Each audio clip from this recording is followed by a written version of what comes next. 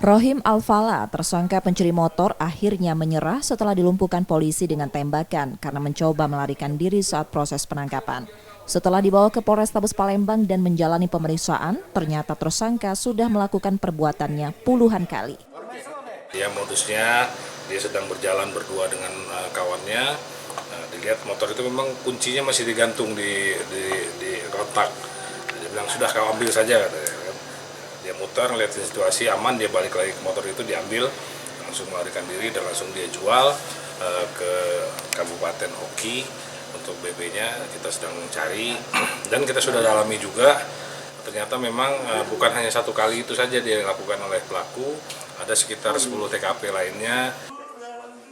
Kini tersangka ditahan di tahanan Polrestabes Palembang dan terancam hukuman 5 tahun penjara.